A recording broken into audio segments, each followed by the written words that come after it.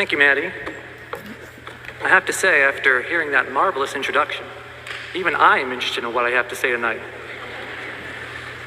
Superintendent Mara, President Brennan, Dean Perillo, Senora, faculty and staff, family and friends, it's an honor to address on this happiest of days the legendary East Catholic class of 2021.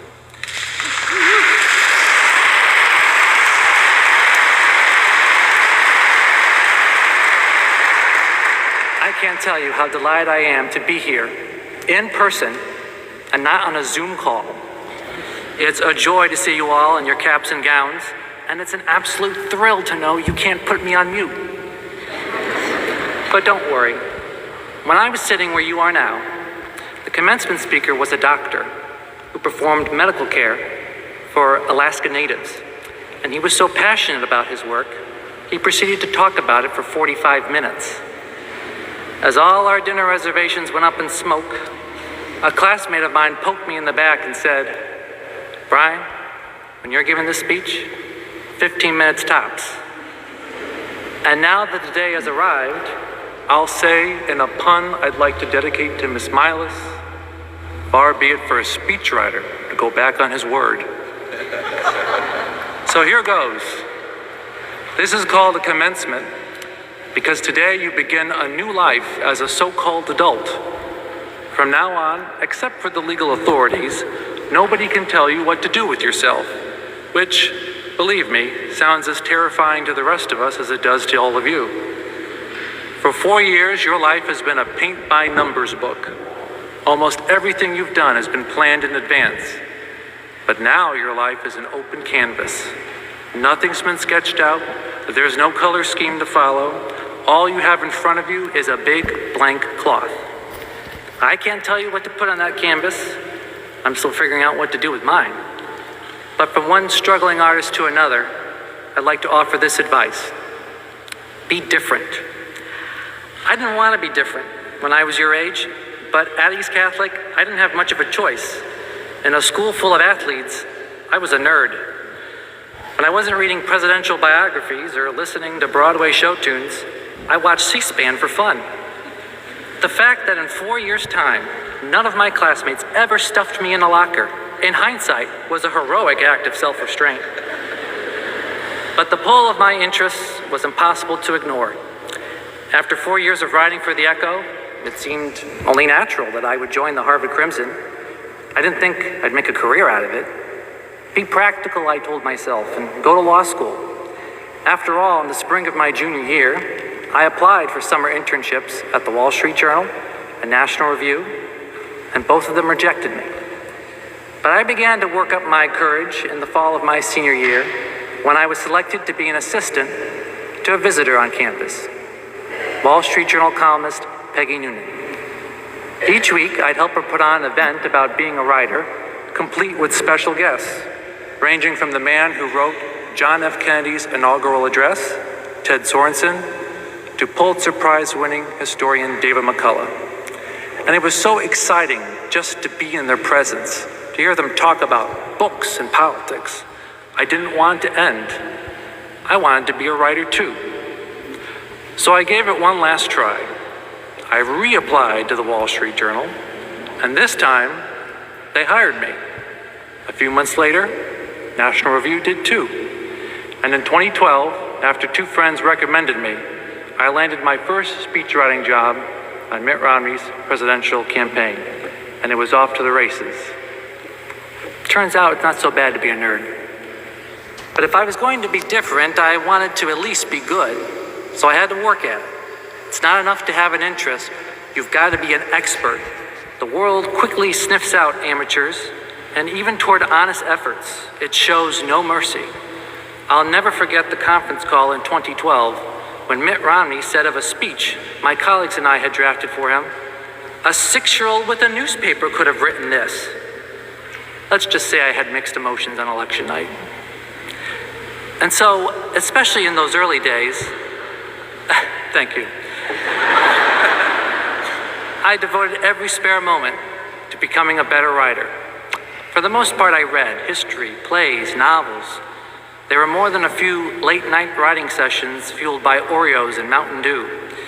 But despite all the evidence, I was not a hermit. In fact, I used to organize lunches among all the writers I knew on Capitol Hill.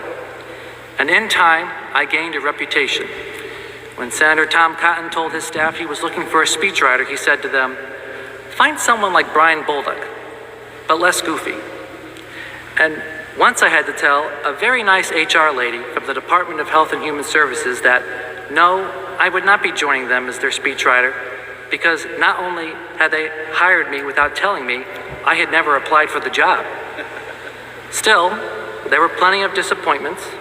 Romney lost, as you'll recall. Paul Ryan would often write his most important speeches without me. When I asked him for a promotion, he hired somebody else.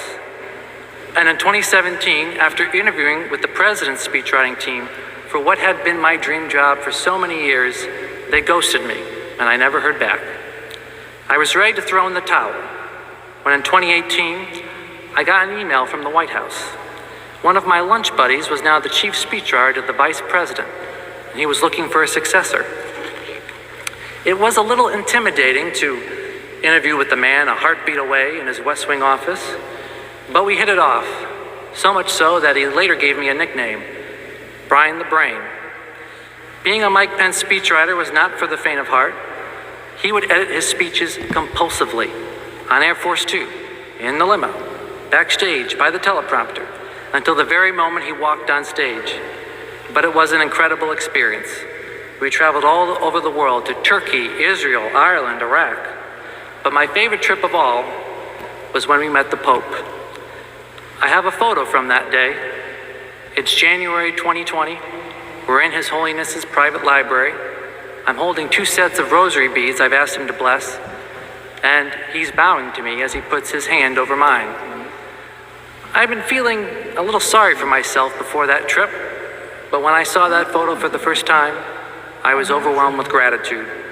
I imagined God in billowy white robes looking down from heaven saying, "What? You're still complaining?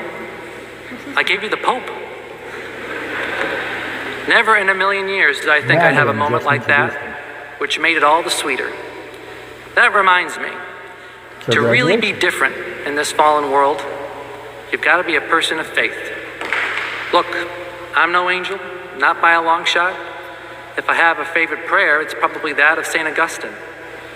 "Oh Lord, make me good and pure, but not yet." But for all my frustrations with the faith, I don't know where I'd be without it, because every time I screw up, I know I can go to confession and start again. As Pope Francis has said, God never tires of forgiving us. We are the ones who tire of seeking His mercy. It's so easy to lose sight of that in the scrum of everyday life. So as you venture forth into the world, stay close to the church. Receive the sacraments. Crack open a Bible once in a while. As the vice president used to say to me, "You should read it, bro. There's some good stuff in there." On the one hand, God's unconditional love is beyond human understanding. And on the other, it's the most obvious thing in the world, because the best living example of it is sitting right next to you. Your parents gave you everything and asked for nothing in return. So when you go off to college, remember to call them. They worry about you, and nobody asked me, but I think they deserve a round of applause.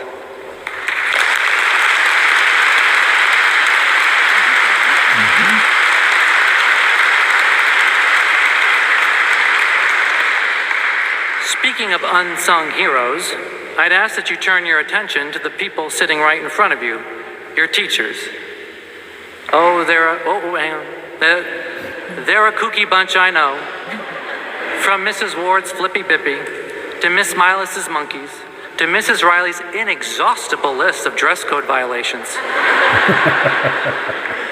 But they were entrusted with your education in 4 of the most formative years of your lives, and they gave it everything they've got.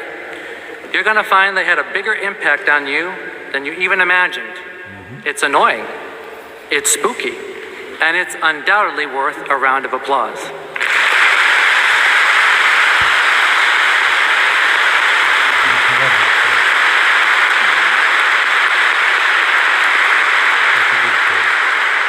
Finally, be grateful for each other.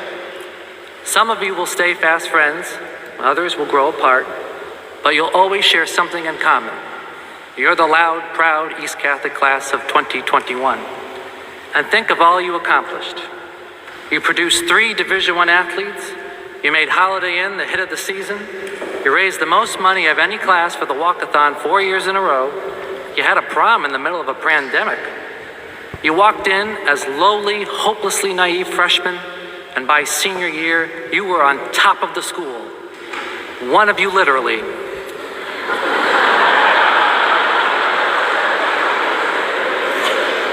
Graduates, life will come at you faster than a Frank Mazzucato curveball.